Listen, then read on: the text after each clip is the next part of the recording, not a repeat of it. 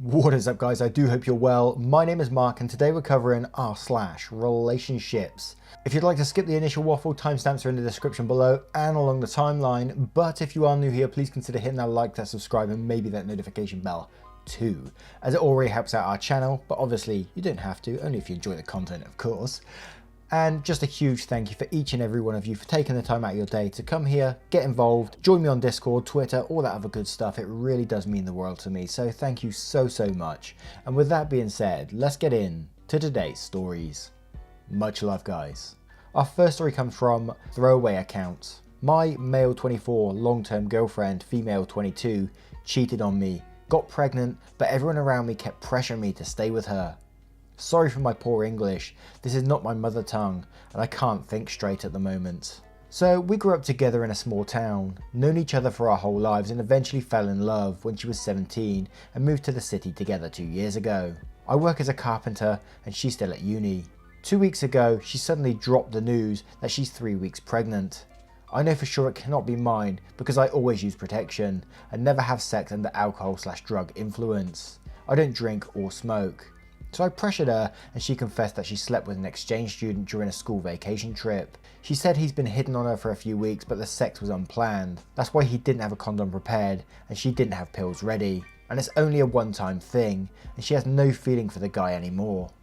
I was totally in shock, but the day after I decided I can't stay in this relationship anymore. First, I'm not ready to raise a child that is not my own. Second, I don't know if I'm able to forgive her for betraying me, at least not at the moment. So I break it off, ask my boss if I can stay at the worker rooms for temporary workers at the warehouse and let my girlfriend stay at our place till she finds a house. I pay full rent because only I work. So eventually our families and our mutual friends got the news and now they're all pressuring me to go back with my girlfriend, except for my sister who supports me. They say it's wrong to abandon her at a time like this, especially my dad who I had a fight with every 2 days because of this. He said he knows she's a good girl, just a young person mistake, that I should stay with her and give the child for adoption. And my friends keep messaging me, convincing me to take her back. One of them even accuses me because I'm the reason she moved to the city, so it's my responsibility. Now I am heartbroken, lonely and shattered. Feels like the whole world doesn't give a single fuck about how I feel. I just want to move to a new city and start everything from zero, but don't have the courage. Maybe some advice from you guys would ease the stress. Putting myself in OP's shoes, I can totally get where he's coming from. I think I'd feel exactly the same and just want to get away from it all and move out. She's the one who made the mistake here and it sounds like she's just being really casual about it. It's just a one-time thing, so it doesn't really matter. But I'm pregnant, so we have to raise this baby together. I'd be like, fuck that. I almost said not the arsehole there, but wrong subreddit. I think OP's been kind enough here to let the girlfriend stay at his place while he's staying at his work lodges at the moment. So, you know, he's doing everything he can and I don't think he should be pressured to stay with a girl who cheated on him, who betrayed him. Yes, let's have a look at the comments below to see what they say. That Brown Boy 30 says, your friends are being ridiculous. Listen to me, it doesn't matter if it was a one-time thing. This girl's cheated on you and then was hoping you wouldn't realise that you couldn't have got her pregnant. She was going to pretend like you were the father. She cheated and lied and was going to let you raise a child that isn't yours without you knowing. She only told you because you pushed. Kick her out of your apartment and tell her to go and live with her baby daddy. You owe her nothing and no, she clearly isn't a nice person. Swede74 says, not your fault, not your concern. The day she was unfaithful, she left your relationship. The child already has a father. Let him take care of it now. Not your problem, it's his and hers. 0% Wrong says, of course everyone is pressuring you to stay. Someone has to pay for her and the baby to live while she goes to school. Save yourself more heartache and leave now.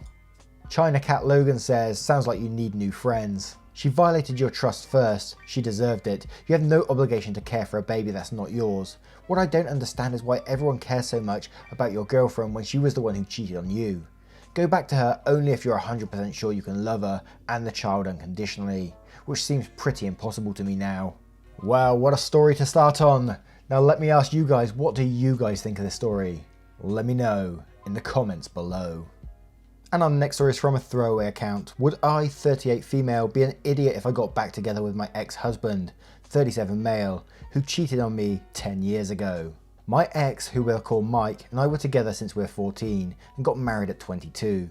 We have 2 kids together, 15 female and 11 male. My ex's work takes him all over the country for a week every quarter. In one of those trips, he hooked up with one of his co-workers. I never thought he could do something like that because our relationship was really solid. He confessed immediately after he got home. I actually would have never found out if he didn't. He begged me for forgiveness, said that he still loved me and it was a lapse in judgment, but said he would understand if I wanted a divorce, which is what eventually happened. It was very amicable and he actually gave me more than I expected. House, child support, alimony. It was a slow process, but over the years we became friends again and have a good co-parenting dynamic. Mike's a great father and the kids still love him. I got married 3 years after and he was actually very supportive. I divorced my second husband 2 years ago because he changed his mind on kids. I want one last baby. Since the lockdown, Mike has been over frequently. At this point, our relationship is so good we don't need to enforce any of the set visits and such. Well, things have been getting hot between us for the last few months and we started having sex. I'm a woman with needs too, and to be very honest with you guys, he's still the best guy I've been with after all these years. It's like our bodies were made for each other. He always joked that we're like prime Pippin and Jordan in bed, and when he said that again, it felt like we were back 10 years ago, when we were still together. It was supposed to be just physical, but here we are. Just a few hours ago, he brought up the idea of us getting back together. He gave me the most genuine speech about how stupid he was the night he cheated, and how he never stopped loving me in the last 10 years. I was speechless and couldn't say anything, so he just gave me the usual toothy smile and said, "It's okay, I'll wait," before driving home. Now I'm lying here in bed typing this out. I'd be lying to you guys if I said I didn't love him. I'd be lying if I said the last few months weren't the happiest I've been in years. And I'd be lying if I said I never forgave him for cheating. I've told him years ago that I already did. If I had to decide right now, I'd jump out of bed and drive to his house and bring him home. It's taken all my willpower not to do so. I love him, however, I also want to think with my brain here. Pros of taking him back: he's a great dad and the kids would have him around more. He's a great provider. He says he still wants kids. I still love him. Cons: I don't know yet, but maybe some of you can help me out with that. Any advice on how I should proceed? Edit: I made the first move when we started sleeping together. Now there is an update to this post, but let's read some of the comments first to see what they said on this initial story. The Best Peter says, he made a big mistake and has spent 10 years paying for it. The main question you need to ask yourself is whether or not that's enough. You're the only one that can answer that. It sounds like you trust him not to cheat again and that you want him back in you and your kids' lives. So can you put that behind you and move forward and not have his affair be a constant dark cloud hanging over the relationship? That's not something you should answer late at night in the middle of a rush of emotions. It's something you need to have an honest and open discussion with him about, not trying to spare his feelings or be a nice person, but based on what you feel deep in your gut. It would probably be the best to have that discussion in a marriage counsellor's office and have professional help, both of you, walk through your feelings and the situation. Throwaway says, what do you think would be best for your children and you? OP replied, if you ask me right now, taking him back. Quite frankly, I have half a mind to just drive to his place right now in the middle of the night to get him. Irritable Thought says, you wouldn't be an idiot. 10 years is a long time and people change. Next comment says, do it. You know you want to and for the right reasons. Introvert Season says, that's completely selfish. You two have already put the kids through an emotional roller coaster and now you want them to get on it and ride again. You know, the way OP talks in this story, it all sounds very, well, not very positive because obviously he cheated, but he doesn't sound like the worst guy in the world. I know what he did was absolutely, I'm not sure if I would forgive cheating, to be quite honest, in my opinion. I'm not sure if I had it in me to forgive someone. Maybe that's a flaw of mine. But at this moment in time, he sounds like he's doing good by the kids, by his ex-wife, and even the wife wants them back together, and it might be good for the kids too, regardless of what that last comment said. Would it be good? Hopefully he's learned from his mistakes, right? Anyway, I'm talking rubbish. Let's go to the update post to see what they say. It's been a few days now since I've posted, and Reddit has given me some solid advice, especially the kind Redditors who message me directly. I'm grateful for this because it helped me calm down and not give in to my impulses. The morning after I posted, I texted Mike saying I needed some time and space to think about everything. He then replied with, I've waited 10 years, I can wait a bit longer. My heart melted. When the kids woke up, our son was looking for his dad. He's at the age now where he pretty much idolised his dad. I get why though, Mike is an amazing dad. Our daughter gave me the stink eye all morning. After lunch, when our son was in his room playing video games, my daughter confronted me about Mike. She basically said how she knew there was something going on. Guess we're not that sneaky, and that she didn't want our fighting to affect their lives. She thought we were fighting. Now, the divorce affected her, but not as badly as expected. We made sure to get her counselling immediately after and made extra sure her life was as normal as possible. I'm not going to delude myself and think she wasn't hurt by it, but I'm pretty confident in saying we dealt with it pretty well, or as well as we could. I then had a conversation about how we weren't fighting, but quite the opposite. We're thinking about getting back together. She thought about it for a while and said she was happy for us and hoped it was forever this time. The next day I dropped my kids off at my parents' house so I could talk to Mike at his place. We had a long talk about how we felt about each other, what we planned to do about it going forward, and as many of you suggested, what we planned to do next time we hit a rough patch, especially since we planned on having a third kid. He told me the night he cheated still haunted him 10 years later. He told me how it wasn't worth it one bit and how it was the biggest mistake of his life. He said that if we ever hit a rough patch again, we'd talk about it like adults. He even suggested we doing couples counselling every now and then, even when times are good. I like this idea. There are some details about our conversation that I want to keep private, but long story short, we got back together. We're going to take it slow, and in every step we take, we both agree that our children would take priority over everything. He's not going to move in yet, but he would spend a few nights a week at home with us. Later that night, we sat the kids down and broke the news. Daughter didn't say much because she already knew, but our son was over the moon. Since we divorced, he was a baby. The concept of both of his parents being together was quite new to him. They obviously asked questions and we answered them. We're also planning on doing family counselling to make the transition easier for everybody. Overall, I'm really happy right now. Mike made a mistake 10 years ago and I don't hold it against him, and I've completely forgiven him for it. I know he loves me now and won't cheat on me anymore. I'm back together now with the love of my life and father of my kids, and I couldn't be happier. As I type this out, Mark is in the next room playing video games with our son. I'm not entirely sure what the future will look like, but I'm happy he's back. Thank you Reddit for the advice. It's really helped with our talk and how we proceed going forward. I think I'll stay online for an hour or so to reply till the kids are asleep and he comes to my bed. Then it's my turn to have fun. Peace. Oh God, when she was saying I couldn't be happier, then I was welling up then. I was like, oh my word. It's so good to see a positive story on here, you know. Not the bit having them having fun at the end though. No, that's not too much info. And I think that's one of the most grown-up posts I've seen on Reddit. Like, talking about kids counselling, them getting counselling, even if they're happy where they are right now, you know, it pretty much all sounded all positive from my end with that update. So yeah, I'm very happy with that. What do you guys think about the update? Let me know in the comments below, and the initial story too. And our next story is from a throwaway account. Wife of 7 years cheated on me. Now everyone in my circle, friends, her parents and my parents are suggesting me to take her back. Don't know what to do. I met my wife 10 years ago. We were both in college, dated for 3 years and married for 7. She's a beautiful and amazing person and everyone in my family loves her. 4 months ago, I found out my wife was having an affair with a mutual friend of ours. It was 1.5 months affair. She acted very shady at the time. She would ignore my messages, turn me down every time I tried to initiate sex. I thought something was wrong. I did snooping but found nothing. Eventually I hired a PI. Within 1 week I got proof.